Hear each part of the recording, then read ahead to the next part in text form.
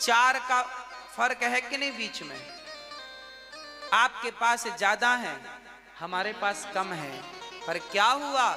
आप ये मत सोचा करो कि उसके पास दौलत ज्यादा है, उसके पास बंगले गाड़ी घोड़ा ज्यादा है, उसके पास सुख ज्यादा है। कोई बात नहीं, उसके पास होंगी वो चीजें ज्यादा, आपके पास तो भगवत कृपा ज्यादा होनी चाहिए ना। भगवत कृपा जिसके साथ ज्यादा है वही सफल है। अर्जुन की सेना कम थी पर जीत तो अर्जुन की हुई। क्या फर्क पड़ता है कि हमारी सेना कम है कि ज्यादा? जीत से मतलब है ना, मतलब तो जीत से। भगवान अपने भक्त को कभी हारने नहीं देते, वो कितना भी कमजोर क्यों ना हो, भगवान अपने भक्त को हारने नहीं देते। अहम भक्त पराधीना यस्वतंत्रिवद्वज, मैं भक्त के अधीन हूं, भगवान कहते हैं। कभी हार नहीं होती मेरे भक्त की। इसलिए भक्तों, आप जमाने से ज्यादा, अपने से ज्यादा अपने भगवान पर विश्वास कीजिए, अपने इष्ट पर विश्वास कीजिए, अपने राम पर, अपने नारायण पर विश्वास कीजिए, अपने कृष्ण पर विश्वास कीजिए, वही सब काम करते हैं।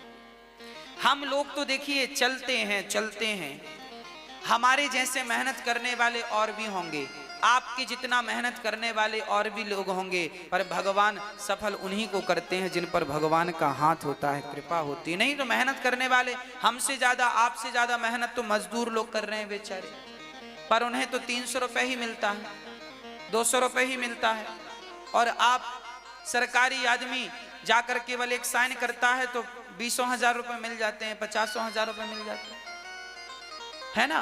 तो आपके ऊपर केवल भगवान की कृपा है ना, ये कृपा ही का तो खा रहे हो, मेहनत का तो बेचारे मजदूर खा रहे हैं। मेहनत तो मजदूर करते हैं, आपने मेहनत का नहीं खाया, आपने तो मान भले लिया हो मेहनत का, ठीक है, पर सच कहूं तो हमारी मेहनत इतनी नहीं थी जितनी कामयाबी परमात्मा ने दी है, वो तो कृपा से संभव है, मेहनत से नहीं। हमारी सफलता में हमारी मेहनत नहीं है, हमारी मेहनत तो एक रत्ती नहीं है, वो तो बिहारी जी की पूरी कृपा है। आपकी सफलता में आपकी मेहनत रत्ती भर नहीं है, बिहारी जी की कृपा है। अब कोई भले श्रेय भगवान को ना दे, अपने जेब में रख ले, वो उसका अपना सब्जेक्ट हो सकता है, पर सच्चाई यही है कि हम सबका पालनहार केवल भगवान है, सबके पालनहार हैं।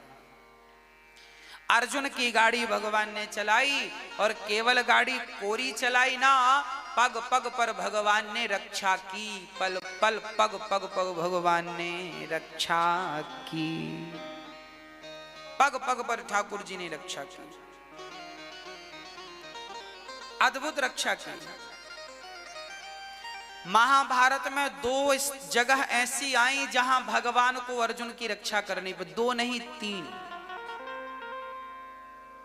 पहला,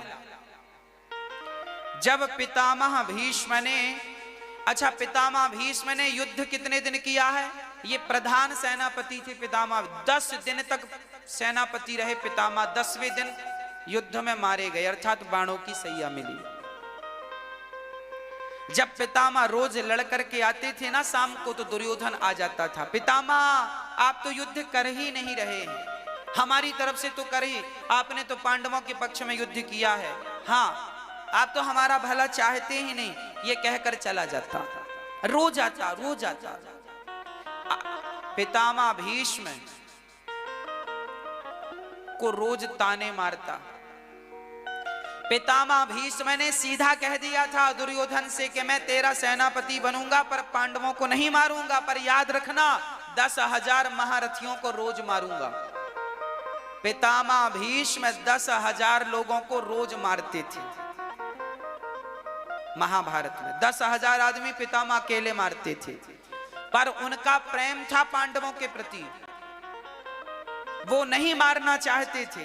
पर जब दुर्योधन ने तंग किया कि आप तो मारना नहीं चाहते, पक्षपाती हो, आने वाले इतिहास में आपको लोग पक्षपाती कहेंगे, तब पितामह को गुस्सा, ए दुर्योधन ऐसी बातें ना कर, यदि तूने मुझे पक्षपाती का कलंक लगाया तो चल मैं प्रतिज्ञा लेता हूं कि कल के युद्ध में मैं पांडवों को मार डालूंगा, या कल का युद्ध मेरे जीवन का अंतिम युद्ध होगा। अब दुर्योधन बड़ा प्रसन्न होके गया, मेरी तरकीब काम कर गई, चला गया। वो तो उकसाने ही आया था ना। कुछ लोग होते हैं आपको उकसाते हैं ताकि आपके मुंह से उल्टी सीधी बात निकले और वो पकड़ लें। ऐसे लोगों से देखिए शास्त्र सावधान करते हैं। जो आदमी आपको उकसावे, बोलो बोलो बोलो बोलो, बिल्कुल मत बोलिए, चुप रहिए, उल्टा सीधा इसके कहने से मत बोल डालिएगा, नहीं तो बात बिगड़ जाएगी। इनका क्या है, ये तो अभी हाथ मल के चले जाएंगे, अब तुम बोले हो तो फंसो तुम। इसलिए पितामह भीष्म ने कल के युद्ध में अंतिम निर्णय लेने का मन बना लिया। युद्ध चालू हुआ। रात्रि को पितामह भीष्म विचार कर रहे हैं, मैंने क्या कह दिया, अब क्या करूं। द्रौपदी को पूरे हल्ला हो गया कि कल पितामह मार डालेंगे, कल का युद्ध तो निर्णायक है। द्रौपदी दौड़ी दौड़ी कृष्ण के पास आई, कन्हैया आपने सुना कल के युद्ध में पितामह मेरे पतियों को मारेंगे। कन्हैया अधरों से बांसुरी बजा रहे थे, बांसुरी बजा रहे हैं, और द्रौपदी कह रही है कि आपको पता नहीं है। भगवान बोले पता है, तो आप मेरे पतियों की रक्षा करेंगे ना। भगवान बोले द्रौपदी आज मैं नहीं कर सकता, आज तुम खुद करो। मैं क्या करूं, आज तुम मेरे संग चलो। चलो पितामह भीष्म ने द्रौपदी को, अब भगवान कृष्ण ने द्रौपदी को लंबा सा घूंघट डाल दिया और कहा जाओ पितामह को प्रणाम करके आओ। पितामह को प्रणाम करने द्रौपदी चली तो पितामह ने कहा सब। अच्छा, पितामह को गलतफहमी हो गई, पितामह को लगा दुर्योधन की पत्नी आई है, तो कह दिया जाओ अखंड सौभाग्यवती भव, पति प्रिया भव, सदा सुहागिन रहो। अब द्रौपदी ने घूंघट उठाया, वाह पितामह आप हैं, उन पांडवों पर भला ये पितामह के बाण कैसे काम करेंगे। मेरे बाण तो निष्क्रिय हो जाते हैं जब मैं पांडवों की तरफ बाण छोड़ता हूं, आपको देखते ही मेरे बाणों का बल समाप्त हो जाता।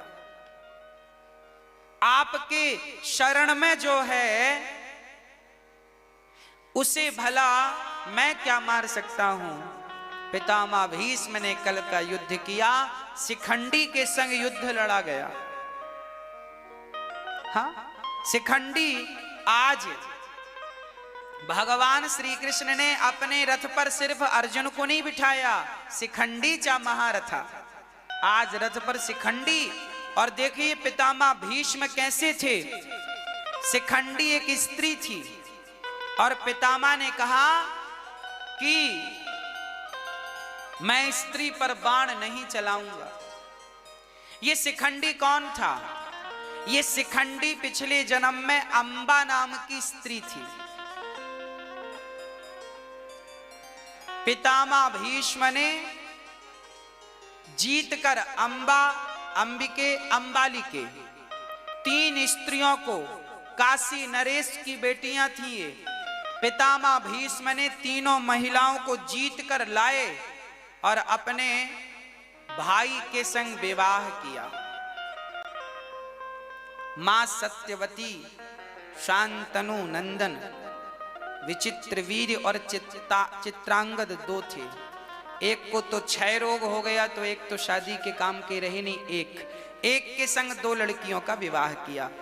अंबा से पूछा पितामह भीष्म, देखिए तीनों को जीत कर लाए, फिर पूछा क्यों, आपका किसी से कोई प्रेम रेम तो नहीं है, हो तो बता दो।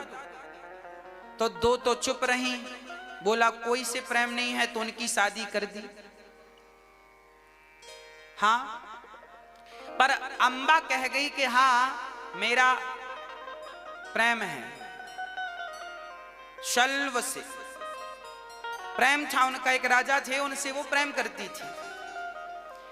तो पितामह ने कहा फिर जाओ, अपने उनसे प्रेम कर रही हो। फिर वो लड़की अम्बा गई उनके पास, सुनो जी हम आ गई, देखो आप हमें स्वीकार कर लो। उस राजा ने कहा ना, अब तुझे तो फलाने राजा ने जीत लिया है, अब हम दान नहीं लेंगे जीता हुआ, जाओ तुम उन्हीं के पास। तो अम्बा फिर आई, पितामह से बोली अब तुम शादी करो हमसे, अब तो हमें कर नहीं रहे हैं वो शादी। पितामह ने कहा मैं तो अखंड ब्रह्मचारी हूं, मैं क्यों शादी करूं। फिर वो अम्बा दौड़ी दौड़ी परशुराम जी के पास गई। परशुराम जी गुरु थे पितामह भीष्म के। परशुराम जी से अम्बा ने कहा सुनो गुरुजी, आपका चेला ठीक नहीं है, हमें जीत कर लाया, शादी नहीं किया, अब हम क्या करें, हमने जिससे प्रेम किया था अब वो भी हमें स्वीकार नहीं किया, हमारी तो जिंदगी बर्बाद हो गई। तो परशुराम जी आए, पितामह भीष्म इससे शादी कर। पितामह भीष्म ने कहा गुरुदेव आज मैं आपकी आज्ञा का पालन नहीं करूंगा। तो फिर गुरुजी ने कहा चल आज तू युद्ध कर मेरे से। तो पितामह भीष्म ने अपने गुरु परशुराम जी से युद्ध किया अम्बा के कारण, और युद्ध में अपने गुरु को संतुष्ट कर दिया था पितामह भीष्म ने, पर अपनी प्रतिज्ञा से विचलित नहीं भई। अब वो लड़की अम्बा क्या करे, तब उसने प्रतिज्ञा ली पितामह तुमने मेरी जिंदगी बर्बाद की है, मैं ही तुम्हारी मृत्यु का कारण बनूंगी, ये तुम्हें श्राप देती हूं। पर कारण कैसे बनेगी, ये तो जात की महिला, ये थोड़ी युद्ध करेगी, इतनी ताकत थोड़ी है कि पितामह से लोहा ले। तो यही अम्बा तपस्या करती है और ये शरीर छोड़ती है और दूसरे जन्म में शिखंडी के रूप में ये अग्नि से प्रकट होती है। द्रुपद राजा के यहाँ, हाँ, द्रौपदी जिस अग्नि कुंड से निकली, शिखंडी भी उसी अग्नि कुंड से निकला, और धृष्टद्युम्न भी उसी अग्नि कुंड से निकला। अब यह अम्बा ही शिखंडी बनी, और आज अर्जुन ने इसी को सामने किया। तो शिखंडी को देखकर पितामह ने अपने धनुष बाण कि मैं स्त्री देखिए, पितामह भीष्म जैसे क्या मर्यादा का पालन करते थे कि मर जाना स्वीकार करते थे पर स्त्री पर हाथ उठाना स्वीकार नहीं करते थे। देखिए ये क्या शास्त्रों की बातें हैं। आज का पुरुष तो पत्नी को 2-4 जमा देता है गाल में, पर हमारे शास्त्र इसकी आज्ञा नहीं देते। आज तक शास्त्रों में ये बात नहीं मिली कि किसी पति ने अपनी पत्नी को मारा हो, कहीं उल्लेख ही नहीं है। हमारे भारत के हमारे शास्त्रों ने नारियों का जितना सम्मान किया है, हमारे भारत ने हमारे शास्त्रों ने नारियों को जितना आदर किया है, आज तक किसी दुनिया के किसी देश ने नारी जात का इतना सम्मान नहीं किया। दुनिया के लिए नारी केवल भोग का सामान है, जबकि भारत में तो नारी को आदर से देवी कह करके बुलाया जाता है। देवी है ये। हमारे यहां नवरात्रि में देवी की अर्थात कन्या की आरती उतारते हैं हम लोग। ये संस्कार सिर्फ भारत के हैं कि लड़कियों का, बहन बेटियों का, स्त्री जात का सम्मान करते हैं। छोटी होती है तो देवी कहकर बुलाते हैं, बड़ी हो जाती है तो बेटा माँ कह करके बुलाता है और उसकी आरती उतारता है। नारी जन्म से लेके मरते दम तक पूजी जाती है केवल भारत में। ये संस्कार सिर्फ भारत में है, किसी और कंट्री में नहीं है। और ये संस्कार हमारे ग्रंथों ने हमें दिए हैं। इसलिए कहता हूं कि अपने बच्चों को वेद पुराण पढ़ाया करो, सुनवाया करो, ताकि आपका सम्मान करना वो इस प्रकार से सीखेंगे। नहीं तो अपमान करना तो सीख ही गए हैं, सिखाना तो पड़ा नहीं है। पितामह भीष्म मर गए पर उन्होंने स्त्री पर हाथ नहीं उठाया। देखो ऐसा भारत था। और आजकल तो सुनने में आता है कि बेटा अपनी मां को मार देता है।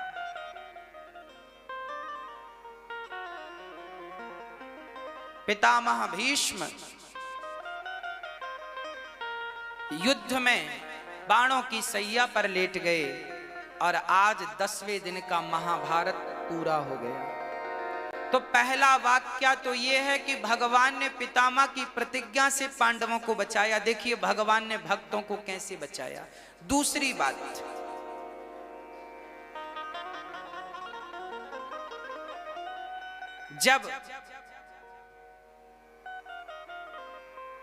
जब पितामह भीष्म मारे गए तो सेनापति तो पितामह थे, अब पितामह तो मारे गए अर्थात बाणों की सैया। अब सेनापति कौन बने?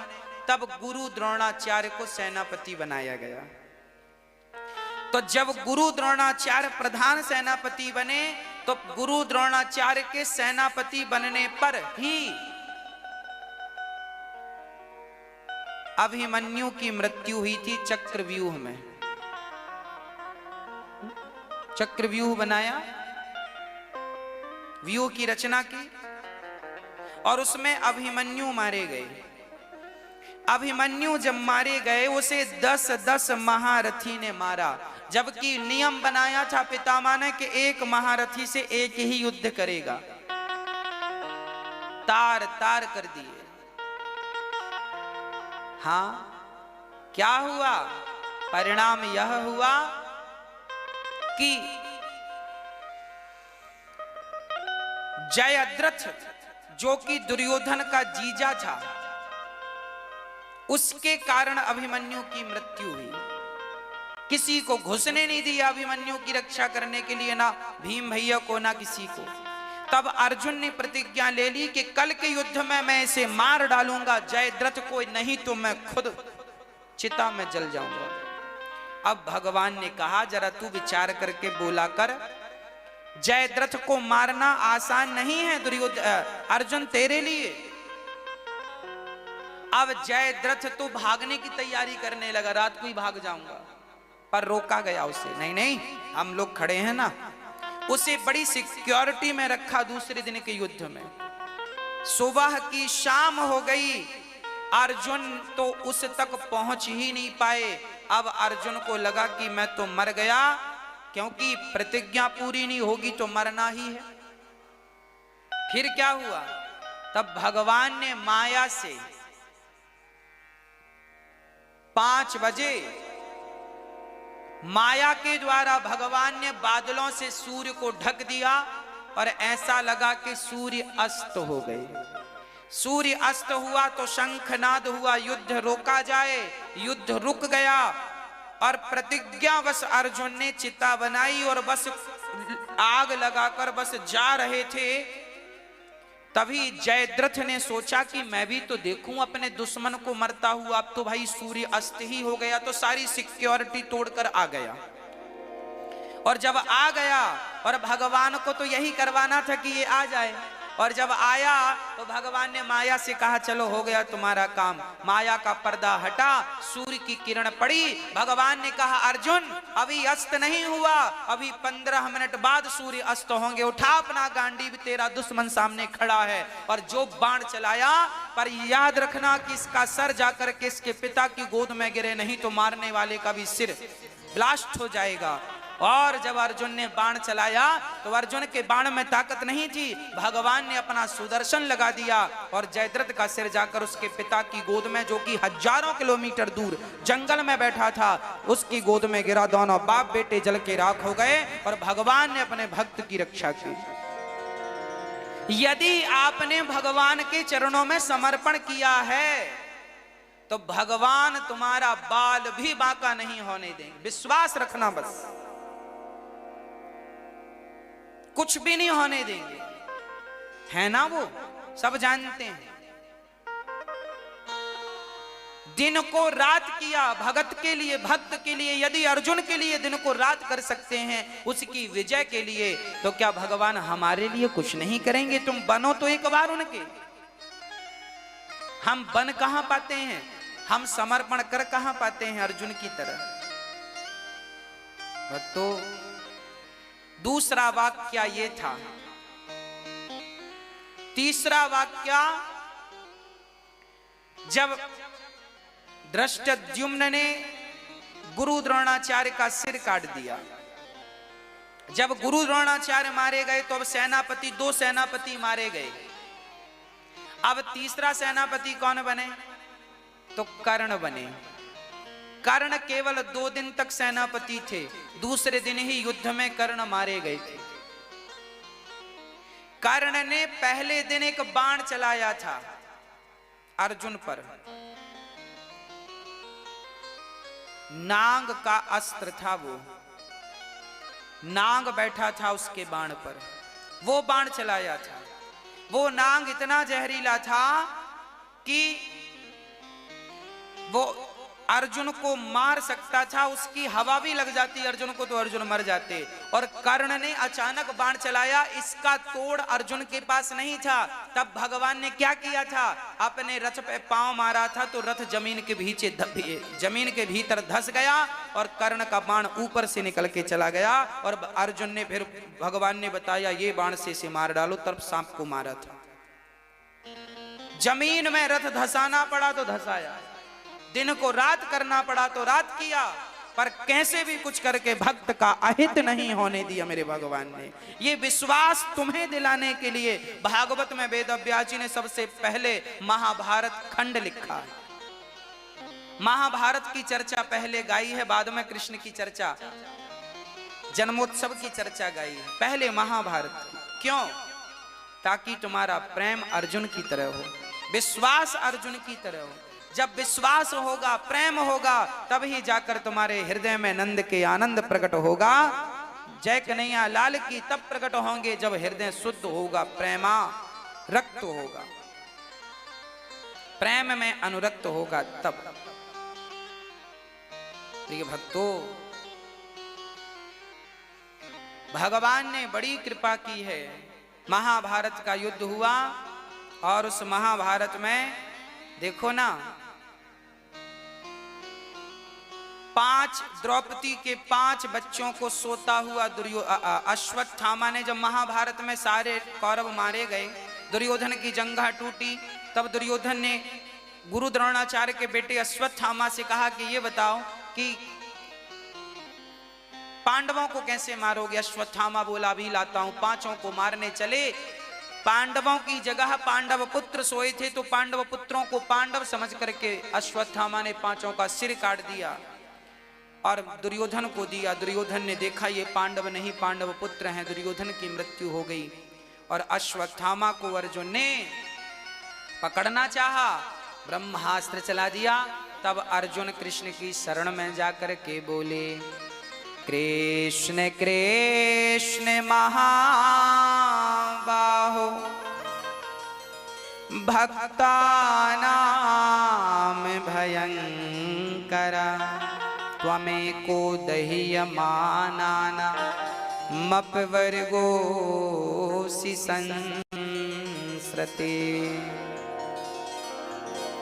अर्जुन ने चरण पकड़ के कहा, हे नाथ मुझे बचाइए। भगवान ने कहा तू भी ब्रह्मास्त्र चला, और अर्जुन ने ब्रह्मास्त्र चलाया। दोनों के ब्रह्मास्त्र टकराए, भगवान ने दोनों को शांत किया। अर्जुन ने अश्वत्थामा के केस पकड़ के द्रौपदी के सामने खड़ा कर दिया। द्रौपदी, तेरे बेटे का हत्यारा तेरे सामने है, जो सजा देना चाहती है सो दे दे,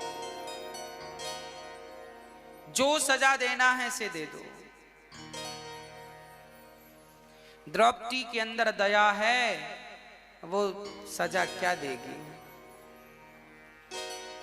अच्छा ये बताओ, कोई बेटा अपनी माँ को घर से निकाल दे तो कोई माँ से कहे माँ तेरा बेटा इतना दुष्ट है कि देख उसने तुझे घर से निकाल दिया, अब बता तू उसे क्या सजा देगी। तो माँ क्या सजा देगी बताओ। माँ तो यही कहेगी कि बेटा मैं जा रही हूं पार के, एक दिन रोवोगे चीख पुकार के,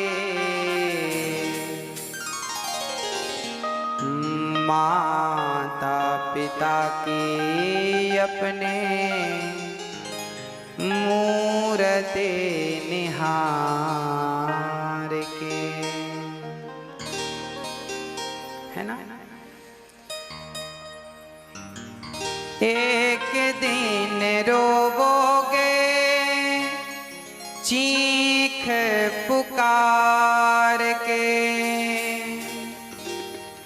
एक दिन रोवोगे चीख पुकार के, माता पिता की अपने मूरति निहार के, माता पिता की अपने मूरति निहार के। एक दिन रोवोगे चीख पुकार के, एक दिन रोगे चीख पुकार के, एक दिन रोवोगे चीख जब भगवान द्वारिका जाने की तैयारी करने लगे तब कुंती बुआ ने कहा, श्याम सुंदर हम आपसे कुछ मांगना चाहती हैं। हाँ हाँ बुआ मांगो, क्या चाहती हो? कुंती बुआ ने कहा, कृष्णाय वासुदेवाय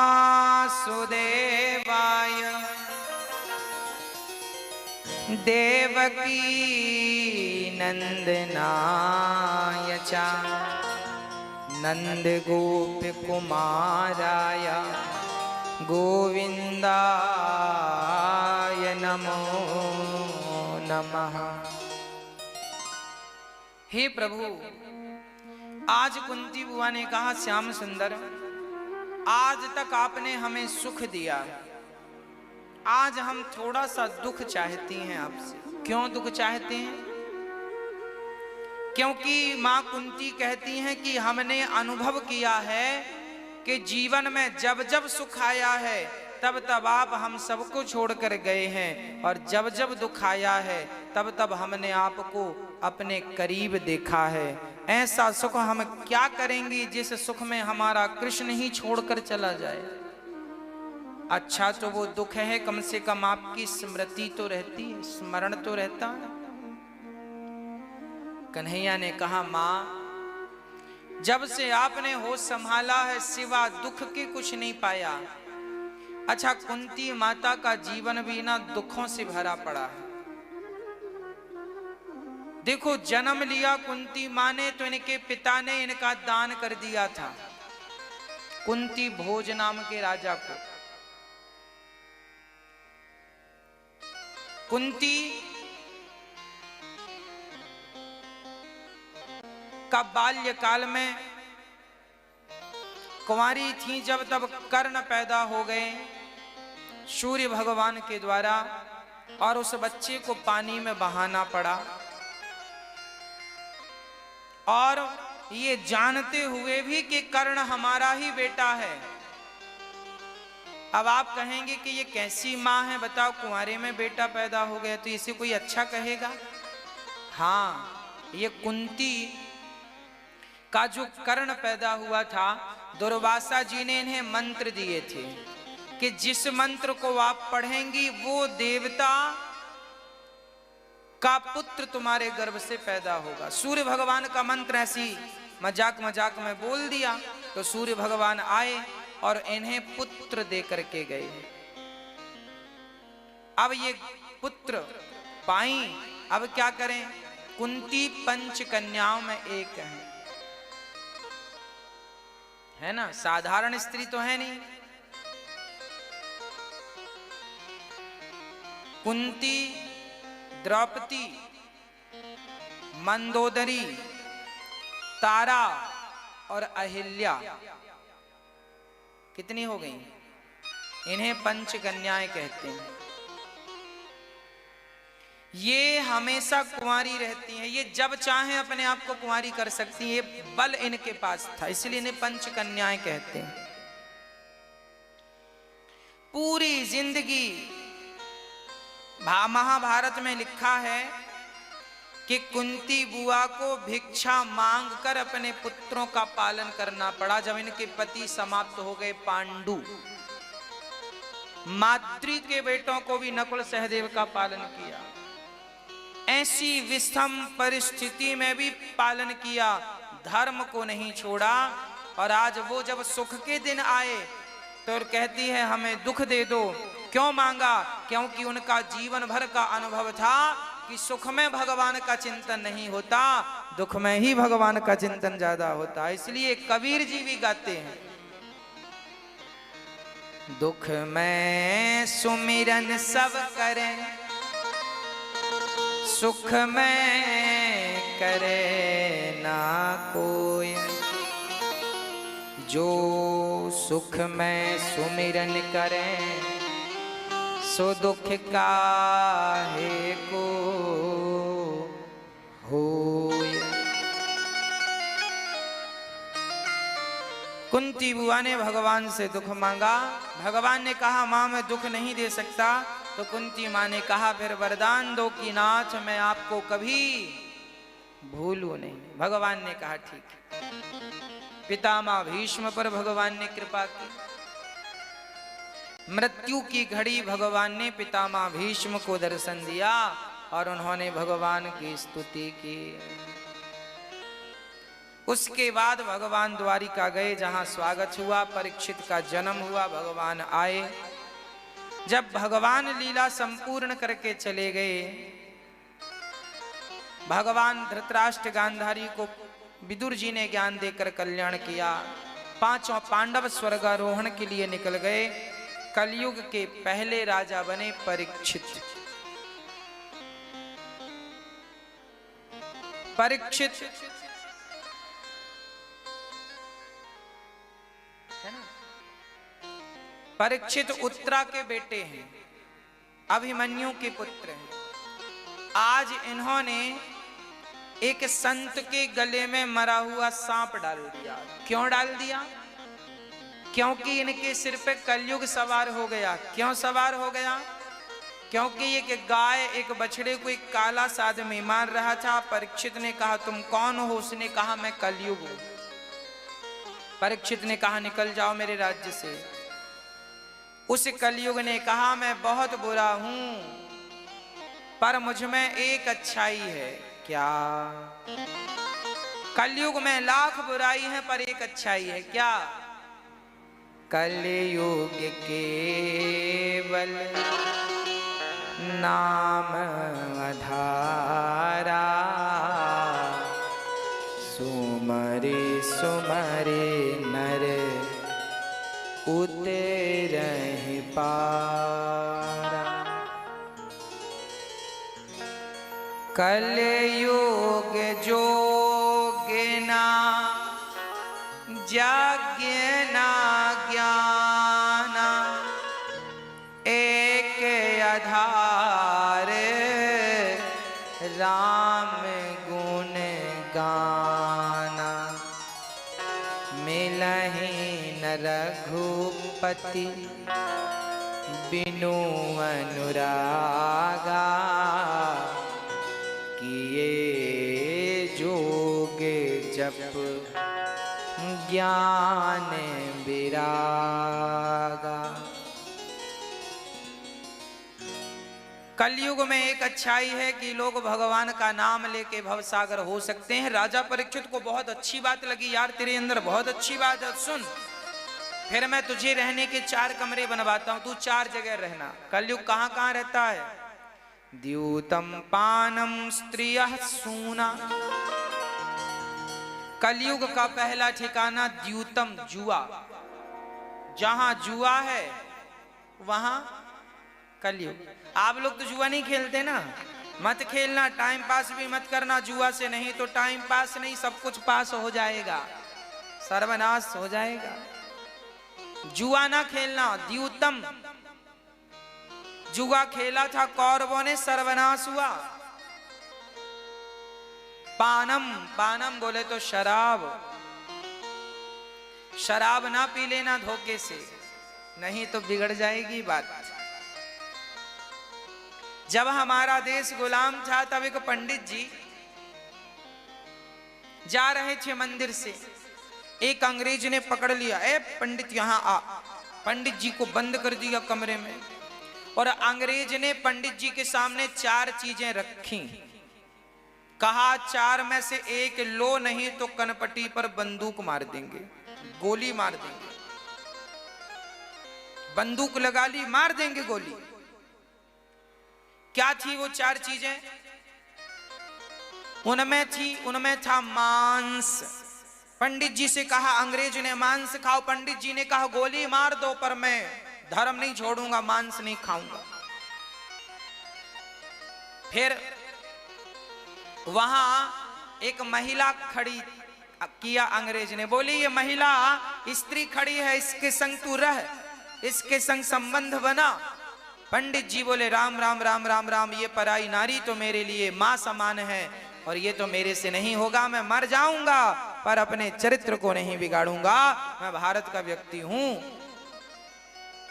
फिर अंग्रेज ने कहा सुन, ये पैसा पड़ा है, ये पैसा ले ले, सोने के ढेर सारे सिक्के। पंडित जी ने कहा ना, मैं भीख मांगकर खा लूंगा, ईमानदारी का लूंगा, बेईमानी का मुझे नहीं चाहिए, नहीं तो मेरी बुद्धि भ्रष्ट हो जाएगी ऐसे धन से, ऐसा धन मुझे नहीं चाहिए। तो अंग्रेज ने कहा चल शराब पी, तीनों नहीं लेता तो शराब ले ले। अच्छा, पंडित जी ने कभी शराब तो पी नहीं थी, बेचारे उन्हें लगा शराब ही तो है, पिएंगे निकल जाएगी। उन्हें क्या पता था कि इसके चमत्कार क्या होते हैं। तो पंडित जी को लगा चलो शराब पी लेंगे तो जान बच जाएगी। तो पंडित जी ने कहा चलो लाओ, तुम गोली लगाए हो कनपटी पे बंदूक, तब क्या करे भाई, आदमी क्या करेगा, मरता क्या ना करता। शराब एक गिलास पी ली। अब जब शराब पिया, पंडित जी ने शराब के नशे पे गए तो क्या हुआ, जो पंडित जी अभी अच्छी बातें कर रहे थे, शास्त्रोक्त बातें कर रहे थे, सदाचार की और धर्म की बातें कर रहे थे, अब जब शराब के नशे में आदमी डूब जाता है ना, तो उसका विवेक नष्ट हो जाता है, उसकी बुद्धि नष्ट हो जाती है। और फिर वो व्यक्ति जो शराब पीकर फिर वो सोना भी ले लिया, मांस भी खाया और उस स्त्री को भी छेड़ने लगा। मतलब शराबी आदमी मांस भी खाता है, शराबी आदमी कहीं से भी धन मिले, मर्डर करने से मिले, कुछ भी वो धन ले आता है, गलत से गलत धन। शराबी व्यक्ति की बुद्धि भ्रष्ट, और शराबी व्यक्ति ही तो किसी बहन बेटी को छेड़ते परेशान करते। शराब जब तक नहीं पिए हैं आप, तब तक ही आपकी बुद्धि पवित्र है। शराब कोई पी ले तो कितना भी बड़ा ज्ञानी और वेद शास्त्र का ज्ञानी हो, शराब उसकी बुद्धि भ्रष्ट कर ही देती है। इसलिए शराब एक बार भी गलती से ना पीना, नहीं तो सर्वनाश निश्चित है। शराब का तो स्पर्श भी वर्जित बताया है हमारे शास्त्रों ने। शराब को तो टच भी नहीं करना, पीने की तो छोड़ दो, टच करने से पाप है। इसलिए शराब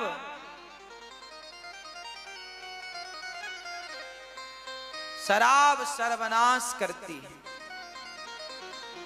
किसी व्यक्ति का भला आज तक शराब से नहीं हुआ, इसलिए शराब इत्यादि से बचिएगा।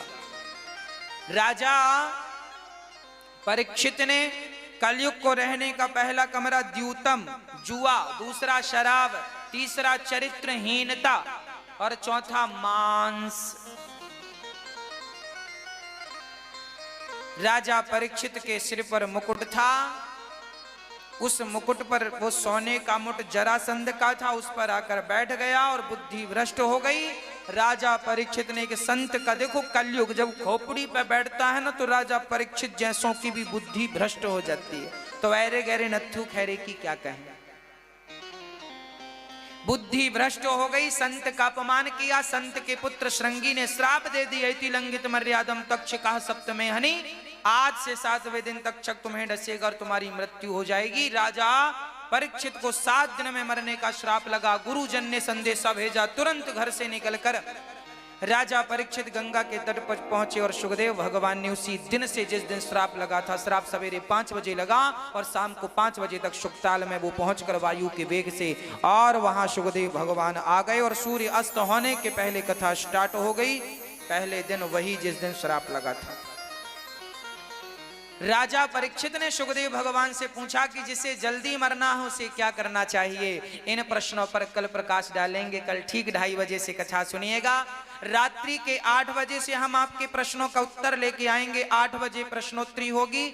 जिनको भी जुड़ना है आप मोबाइल पर, जिनको भी हमसे कोई बात करनी है, कोई प्रश्न करना है, तो मोबाइल पर यूट्यूब पर आप अपने मोबाइल के यूट्यूब पर आप आज 8 बजे रात्रि को हम आएंगे आपके मध्य, तो आप यूट्यूब पर अनिरुद्धाचार्य जी डालिए, चैनल को देखिए, सब्सक्राइब करिए। अभी भी कथा उस चैनल पर चल रही है, आप जरूर से देखें, औरों को दिखाएं और लाइव रात्रि को 8 बजे जोड़ें, औरों को जोड़ें। आइए भोलेनाथ का दर्शन करते हैं और कल आगे की चर्चा करेंगे। ध्रुव चरित्र, प्रहलाद चरित्र की गाथा कल गाएंगे। हो मेरे दीवाने मचल गए नचबे को।